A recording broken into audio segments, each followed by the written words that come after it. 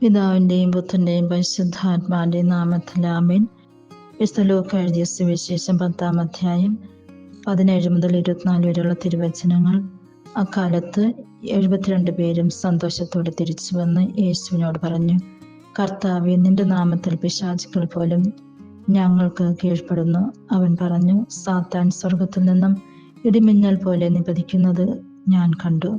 ഇതാ, പാമ്പുകളുടെയും തേളുകളുടെയും ശത്രുവിന്റെ സകല ശക്തികളുടെയും മീതെ ചവിട്ടി നടക്കാൻ നിങ്ങൾക്ക് ഞാൻ അധികാരം തന്നിരിക്കുന്നു. ഒന്നും നിങ്ങളെ ഉപദ്രവിക്കുകയില്ല. എന്നാൽ പിശാചുക്കൾ നിങ്ങൾ കീഴടങ്ങുന്നു എന്നതിൽ നിങ്ങൾ സന്തോഷിക്കേണ്ട, മറിച്ച് നിങ്ങളുടെ പേരുകൾ സ്വർഗത്തിൽ എഴുതപ്പെട്ടിരിക്കുന്നു എന്നതിൽ സന്തോഷിക്കുവിൻ. ആ സമയം തന്നെ പരിശുദ്ധാത്മാവിൽ ആനന്ദിച്ച് യേശു പറഞ്ഞു, സ്വർഗത്തിന്റെയും ഭൂമിയുടെയും കർത്താവായ പിതാവേ, അവിടുത്തെ ഞാൻ സ്തുതിക്കുന്നു. എന്തെന്നാൽ അങ്ങ് ഇവ ജ്ഞാനികളിൽ നിന്നും ബുദ്ധിമാന്മാരിൽ നിന്നും മറച്ചു വെക്കുകയും ശിശുക്കൾക്ക് വെളിപ്പെടുത്തുകയും ചെയ്തു. അതേ പിതാവേ, അതായിരുന്നു അവിടുത്തെ അഭിഷ്ടം. എല്ലാ കാര്യങ്ങളും പിതാവ് എന്നെ ഏൽപ്പിച്ചിരിക്കുന്നു. പുത്രനാരെന്ന് പിതാവല്ലാതെ ആരും ഗ്രഹിക്കുന്നില്ല.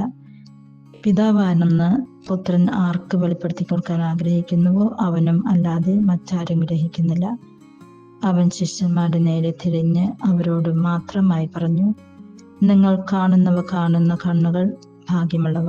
എന്തെന്നാൽ ഞാൻ പറയുന്നു, അനേകം പ്രവാചകന്മാരും രാജാക്കന്മാരും നിങ്ങൾ കാണുന്നവ കാണാൻ ആഗ്രഹിച്ചു, എങ്കിലും കണ്ടില്ല.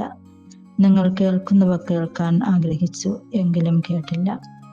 ഈ വചന ഭാഗത്തിലൂടെ യേശു നമ്മിൽ നിന്നും ആഗ്രഹിക്കുന്നത് സ്വർഗത്തിൽ നമ്മുടെ പേര് എഴുതപ്പെടുന്നതിന് വേണ്ടി തന്നെയാണ്. നമ്മുടെ പുണ്യങ്ങൾ നമ്മൾ പുണ്യപ്രവർത്തനങ്ങളിൽ നമ്മൾക്ക് ഏർപ്പെടാം, പുണ്യങ്ങൾ അഭ്യസിക്കാം. എളിമയെന്ന പുണ്യം വളരെ പ്രധാനപ്പെട്ട ഒരു പുണ്യം തന്നെയാണ്.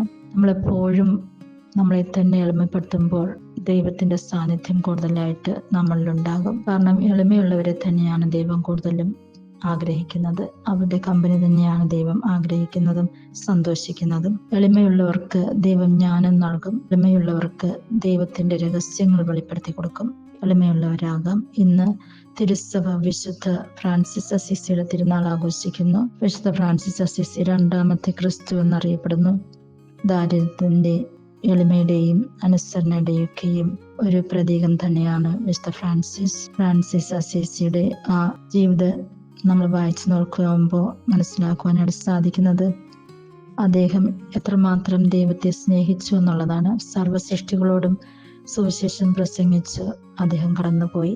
നമ്മൾക്കും അദ്ദേഹത്തിന്റെ മാതൃക സ്വീകരിക്കാം. അതിനായിട്ടുള്ള കൃപാവരങ്ങൾ പിതാവായ ദൈവം നമ്മൾക്ക് ഓരോരുത്തർക്കും നൽകട്ടെ എന്ന് പ്രാർത്ഥിക്കുന്നു.